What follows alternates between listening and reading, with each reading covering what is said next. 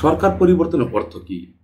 এই বিষয়গুলো নিয়ে কথা বলার আগে আমি দেখতে চাই সর্বশেষ গতকাল আমাদের অন্তর্বর্তীকালীন সরকারের প্রধান উপদেষ্টা আনুষ্ঠানিকভাবে প্রেস ব্রিফিং করে তিনি কি বলেছেন।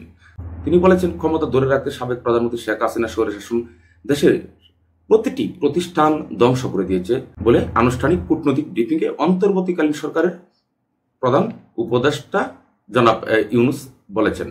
তিনি বলেন, এ অবস্থা প্রতিষ্ঠানগুলোর টেকসই সংস্কার জরুরি, আর এটি করতে হলে যৌক্তিকভাবেই সময়ের প্রয়োজন। বিদেশি উন্নয়ন সহযোগীদের সঙ্গে আলাপকালে ডক্টর মোহাম্মদ ইউনূস খুলাসা করেই বলেন, দেশের অবকাঠামোগুলোর প্রাতিষ্ঠানিক সংস্কারের পর যত দ্রুত সম্ভব অবাধ, সুষ্ঠু ও অংশগ্রহণমূলক নির্বাচন হবে। বর্তমান সরকারের প্রধান কাজ যত দ্রুত সম্ভব একটা সুষ্ঠু নির্বাচনের ব্যবস্থা করা। তবে এর আগে নির্বাচন কমিশন, বিচার বিভাগ, বেসামরিক প্রশাসন, আইন শৃঙ্খলা বাহিনী ও গণমাধ্যমের আমূল সংস্কার করতে হবে, যার মধ্য দিয়ে ভোটের সহায়ক পরিবেশ তৈরি হবে। তিনি খুব সুন্দর করেই সাধারণ মানুষের প্রত্যাশাগুলো তুলে ধরেছেন বলে আমি মনে করি। এখন আশঙ্কার কথা হচ্ছে, বিভিন্ন ব্যক্তি এবং প্রতিষ্ঠানের রূপ পাল্টিয়ে ফেলা ভালো লক্ষণ নয়। এদিকে বিভিন্ন সংস্থার দৃষ্টি দিতে হবে এবং তার সরকারকে কার্যকর পদক্ষেপ নিতে বলতে হবে। শেখ হাসিনা সরকারকে ক্ষমতাচ্যুত করার সঙ্গে সঙ্গে সরকারি বেসরকারি বিভিন্ন প্রতিষ্ঠানগুলোতে এক ধরনের চর দখলের মতো দৃশ্য আমরা দেখতে পাচ্ছি। তারা কারা? আমরা দেখতে পাচ্ছি বিভিন্ন আর্থিক প্রতিষ্ঠান এবং বিশেষ করে স্থানীয় সরকার মন্ত্রণালয়ের বিভিন্ন অধিদপ্তরগুলোতে এ ধরনের চরদখলের মতো মহড়া চলছে। তারা যে দলের পরিচয় বহন করুন না কেন, তাদের লাগাম টেনে দ্রুত পদক্ষেপ নিতে হবে এবং সরকারি চাকরি বিধি অনুযায়ী ব্যবস্থা নেওয়া জরুরি। তা না হলে প্রশাসনিক কার্যক্রম ভেঙে পড়তে পারে। এজন্য জ্যেষ্ঠ এবং যোগ্য অফিসাররা কাজে আগ্রহ হারিয়ে ফেলতে পারেন। তাদের যে অবস্থা বর্তমানে চলছে এবং তারা যা করছেন, এভাবে চলতে থাকলে সরকার কতটুকু স্বস্তি থাকতে পারবে তা ভেবে দেখার বিষয়।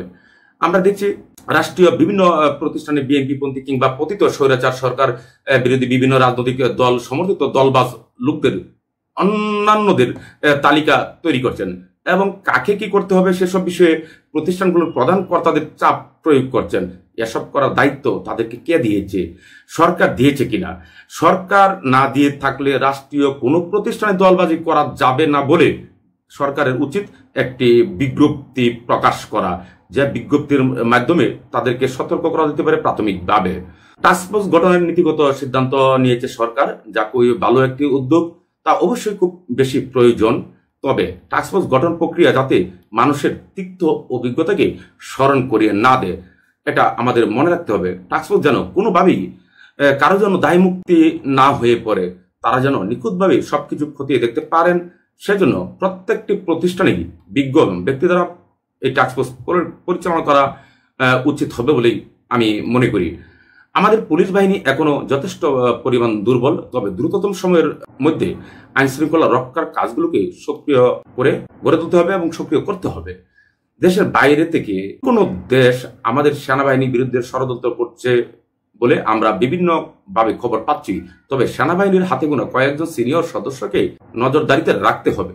তবে পুরো বাহিনীকে ভিন্নভাবে দেখার উচিত হবে না বলে আমি মনে করি। বরং তাদেরকে বর্তমান অবস্থাতে বিভিন্ন কাজে জড়িত করা যেতে পারে। আইন শৃঙ্খলা সহ উন্নয়নমূলক বিভিন্ন কাজে তাদের ব্যবহার করা যেতে পারে। আন্দোলন কিংবা গণ অভ্যুত্থানের মাধ্যমে শেখ হাসিনা ফ্যাসিবাদী সরকারের পতন হয়েছে। এই পতনে সেনাবাহিনীর ভূমিকাকে খুব বেশি ছোট করে দেখলে হবে না। আন্দোলনের মাধ্যমেই পতন হতো তা ঠিক, তবে হয়তো আরো অনেক প্রাণ জড়তে পারত বা জড়ত যদি সেনাবাহিনী শেখ হাসিনাকে দ্রুত পদত্যাগে বাধ্য না করত। একটি প্রশ্ন মানুষের মধ্যে আছে, সেনাবাহিনী শেখ হাসিনাকে দেশ ত্যাগ করতে দিল কেন?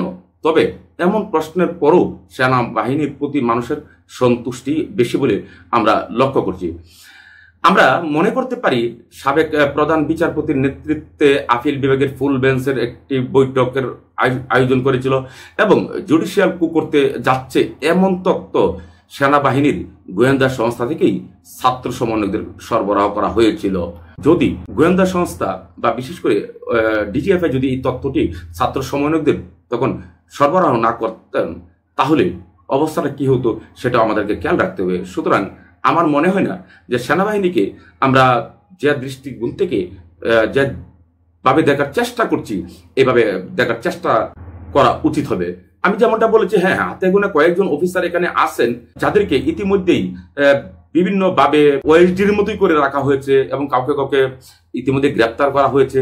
তারপরে যদি সেটা উচিত হয়, সেটা সেনা প্রধান নিশ্চয়ই ভেবে দেখবেন। এই বিষয়ে সেনাবাহিনীর সাথে কিভাবে কথা বলে এবং সেনাবাহিনী কোন কোন ব্যক্তিরা কোন কোন অপরাধে জড়িয়েছিলেন সেই বিষয়গুলো চিহ্নিত করা যেতে পারে। তার মানে এই নয় যে আমরা পুরো এই প্রতিষ্ঠানকে এই অবস্থাতে, বর্তমান আমাদের যে অবস্থা, এই অবস্থাতে তাদেরকে একটু দূরে রাখা উচিত হবে বলে আমি মোটেও একদম মনে করি না। মূলধারার গণমাধ্যমের চেয়ে এখন সামাজিক যোগাযোগ মাধ্যমগুলো বেশ শক্তিশালী। বিশেষ করে আমরা সবাই ফেসবুক ব্যবহার করি। আসুন আমরা যে যা জানি তা ফেসবুকে লিখে প্রকাশ করি। আমরা দেখছি রাজনৈতিক দলের এবং বিভিন্ন দলবাজ লোকেরা বোল পাল্টানো শুরু করেছিল। এই বোল পাল্টাচ্ছে কারা, তাদের বিষয়ে আপনারা ফেসবুকে তুলে ধরুন, যা সরকার দেখবে। এবং এক্ষেত্রে লোকজন আছে বলে আমি জানি, তারা এই বিষয়গুলো তারপর তদন্তের সাপেক্ষে তাদের বিরুদ্ধে ব্যবস্থা নিবে বলে আমি বিশ্বাস করি। শেখ হাসিনাকে যেসব রাজনৈতিক দল বিভিন্নভাবে স্বৈরাচার এবং ফেসিবাদী করে তুলতে সাহায্য করেছে, তাদেরকেও জবাবদিহিতার আওতা আনতে হবে। বিএনপিরও কেউ কেউ রয়েছেন বলে বিএনপির ভিতর থেকেও বিভিন্ন সময় অভিযোগ উঠেছে। এছাড়া জাতীয় পার্টি ইনু, মেনন, দিলীপ বড়ুয়া, আনোয়ার হোসেন মঞ্জু এবং মজিবুল হক মাইজ ভান্ডারীদের মতো রাজনৈতিক ভণ্ডদের জবাবদিহিতার আওতা আনা উচিত। কারণ এরাই এই দেশটাকে আজকে এই অবস্থা নিয়ে গেছেন এবং শেখ হাসিনা তারা বিভিন্নভাবে সাহায্য সহযোগিতা করেছেন। আমরা দেখেছি যেখানে জনগণের কোন রকম ভোটাধিকারের প্রয়োজন হয়নি, এই কাজটা কিন্তু তারা করেছেন। শেখ হাসিনাকে এখানে স্থায়ীভাবে একটা স্বৈরাচারী এবং ফেসিবাদী খুনি হতে প্লটটি তৈরি করেছেন এই লোকগুলো বা এই দলগুলো। এদেরকে স্বচ্ছ রাজনীতির যদি আমরা চিন্তা করি, তাহলে স্বচ্ছ রাজনীতি করার জন্য হলে এদেরকে অবশ্যই জবাবদিহিতার আওতা আনতে হবে। এবং তারা সরকারের কাছ থেকে বিভিন্ন সময় বিভিন্ন উপঢৌকন সব বিভিন্ন পুরস্কারে পুরস্কৃত হয়েছেন। তারা গণতান্ত্রিক কি কাজ করেছেন, তাদেরকে সবাইকে জবাবদিহিতার আওতা আনা উচিত এবং প্রয়োজনে তাদেরকে আইনের আওতা আনা যেতে পারে। আমি ছাত্রদের উদ্দেশ্যে বলবো, তাদের শত শত প্রাণের বিনিময়ে আমাদেরকে একটি নতুন বাংলাদেশ উপহার দিয়েছেন। তারা ভবিষ্যতে নেতৃত্ব দিবেন এবং তারাই প্রশাসনে ঢুকবেন। মোটা দাগে বলতে গেলে তারা দেশ এবং রাষ্ট্র পরিচালনা করবেন। তবে বিভিন্ন বিষয় নিয়ে যেমন সরকারকে অবহিত করে চাপ প্রয়োগ করবেন, তেমনি তাদেরকে পড়াশোনাও শেষ করতে হবে। এজন্য তাদেরকে অনেক বেশি পরিশ্রম করতে হবে এবং তাদের প্রতিটা মুহূর্তেই চোখ কান খোলা রেখে চলতে হবে বলে আমি মনে করি। এখানে আমাদের একটি কথা বলতে হচ্ছে, আমাদের স্বাধীনতা অর্জনের চেয়ে স্বাধীনতা রক্ষা করা অনেক কষ্টের। গত 53 বছরের যে স্বাধীনতা আমরা রক্ষা করতে কতটুকু পেরেছি তা কিন্তু বিলিয়ন ডলারের প্রশ্ন। সেটাকে প্রশ্নবিদ্ধ করা হয়েছে। আমরা তেমন রক্ষা করতে পারিনি। কেন পারিনি? আমাদের রাজনৈতিক কোন রকম জবাবদিহিতা ছিল না। রাজনৈতিক ব্যক্তিরা যারা নাকি এই যে আমি যাদের নাম বললাম, এইসব দলগুলোই তো রাজনীতি করে আসছে, কিন্তু কোন সরকার আমলে কতটুকু পারফর্ম করেছে তা নির্ধারণ অবশ্যই জনগণই করবেন। তবে এই ব্যক্তিদেরকে বিশেষ করে জবাবদিহিতার মধ্যে আনা উচিত। আমাদের মনে থাকবার কথা, স্বৈরাচার এরশাদ পতনের পর বাংলাদেশে একটি তত্ত্বাবধায়ক সরকার এক পর্যায়ে প্রতিষ্ঠিত হয়। সেটা অবশ্য আন্দোলনের মাধ্যমে হয়। তারপর থেকে এই বাংলাদেশে এমন একটি প্রথা বা প্রক্রিয়া চালু হয়েছিল তত্ত্বাবধায়ক সরকারের ব্যবস্থা, যার মাধ্যমে আমরা 5 বছর পর পর নির্বাচনে ভোটাধিকার প্রয়োগ করতে পারতাম, আমরা আমাদের সরকার নির্বাচন করতে পারতাম। কিন্তু আমরা দেখলাম একটি তথাকথিত একটি 1-11 সৃষ্টি হয়, যে 1-11-এর কারণে বা তার মাধ্যমে এখানে শেখ হাসিনা এখানে চেপে বসে আমাদের এই জাতির ঘাড়ে। বিগত প্রায় 16 বছর ধরে এদের যেমন অনেক অলিগার ছিল ব্যবসায়ী, ঠিক তেমনি রাজনৈতিক এই ব্যক্তিবর্গরা বা এই তথাকথিত রাজনৈতিক দলগুলো যদি শেখ হাসিনাকে সমর্থন না করত, তাহলে এই শেখ হাসিনার এরকম ভাবে ফেসিবাদী হয়ে উঠতে পারতো না বা স্বৈরাচার হয়ে উঠতে পারতো না। সুতরাং আমরা সাধারণ মানুষ হিসাবে এই প্রত্যাশাগুলোই করব, একটি সুষ্ঠু, একটি অবাধ, একটি সুন্দর নির্বাচন পরিচালনার জন্য বা অনুষ্ঠান করার জন্য যেসব রাষ্ট্রীয় প্রতিষ্ঠানগুলো, কাঠামোগুলো সংস্কারের প্রয়োজন, সেগুলোকে সংস্কার করা এবং এই ক্ষেত্রে যাতে কোনো রকম প্রতিবন্ধকতার সৃষ্টি না হয়, কেউ যাতে সৃষ্টি করতে না পারে সেটা দেখতে হবে। আরেকটা বিষয় আমাদের দেখতে হবে, আমাদের এখন যেভাবে ঢালাও পদত্যাগ চলছে, হ্যাঁ, পদত্যাগের প্রয়োজন আছে, তারা সবসময় এই সরকারের খুবই কাছের লোক কিংবা সরকারের বন্দনা আমরা দেখেছি তো এরা কতটা পক্ষপাত দুষ্ট।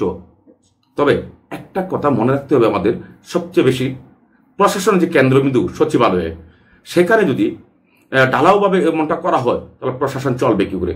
যে বিএনপি বা ভিন্ন মতের লোকদেরকে বিভিন্ন সময় বিভিন্নভাবে বঞ্চিত করা হয়েছে সরকার, অর্থাৎ ফেসিবাদী সরকার তাদেরকে পদোন্নতি দেয়নি। তাদের পদোন্নতি যেমন প্রয়োজন আছে, ঠিক বিজ্ঞ এখানে লোকজনও কিন্তু এখনো রয়েছেন যারা অন্ধ আওয়ামী লীগ করেন এমনটা নয়। এই আওয়ামী লীগ হয়তো অনেকে বাধ্য হয়ে করতে হয়েছে, কিন্তু মনে প্রাণে তারা দেশকে ভালোবাসেন এমন অফিসার অভাব নেই, এমন অফিসার অনেক রয়েছে। সুতরাং তাদের বিষয়টাও দেখতে হবে। আমরা কোথাও দেখছি ইতিমধ্যে কাদা চোরাচুরি শুরু হয়েছে। এই যে কাদা চোরাচুরি শুরু হয়েছে, এই বিষয়গুলোতে সরকারের খেয়াল করতে হবে, দৃষ্টি রাখতে হবে। বিশেষ করে আমি ক্ষেত্রে আমাদের গোয়েন্দা সংস্থা আছে, তাদেরকে আমি বলবো যে এই ব্যাপারে যথেষ্ট পরিমাণ তথ্য সরকারকে সরবরাহ করার জন্য। আমরা চাই সবাই মিলে বৈষম্য বিরোধী একটি দেশ এবং একটি জাতি, একটি সমাজ গড়ে তুলতে, যেখানে আপনার, আমার এবং প্রফেসর ইউনূস সকলেরই সমান অধিকার থাকবে। আমরা সবাই নাগরিক হিসাবে সমান অধিকার ভোগ করব। যেমন কিছুদিন আগে বা একেবারে আমি যদি বলি গত সপ্তাহে আমরা দেখলাম 4 জন উপদেষ্টা বঙ্গভবনে শপথ নেবেন। সেখানে প্রফেসর ইউনূস যাচ্ছেন, আমাদের বাচ্চারা তখন পুলিশ বা ট্রাফিক নামেনি, আমাদের বাচ্চাদেরকে দেখলাম, ছোট ছোট বাচ্চাদেরকে, কলেজের বাচ্চাদেরকে দেখলাম যে তারা ট্রাফিকের কাজ করছেন। সেখানে রাষ্ট্রের বর্তমান নির্বাহী প্রধান তিনিও কিন্তু বেশ যানজটে অপেক্ষা করতে হয়েছে। এমনটাই হওয়া উচিত। ভিআইপি বলে বাংলাদেশে আসলে এটা থাকা উচিত না। আমরা কি উন্নত বিশ্বকে একটু ফলো করতে পারি না? আমরা কি তাদেরকে অনুসরণ করতে পারি না? সেখানে কি কোনো রকম ভিআইপিদের জন্য আলাদা কোনো ল্যান আছে? নেই, এরকম সুযোগ সুবিধা নেই যে সাধারণ মানুষের যোগাযোগে বিঘ্নিত করে ভিআইপিদের জন্য 1 ঘন্টা বা আধা ঘন্টা আগে থেকে রাস্তা বন্ধ করে রাখা হবে। আমরা চাই এরকম বাংলাদেশ।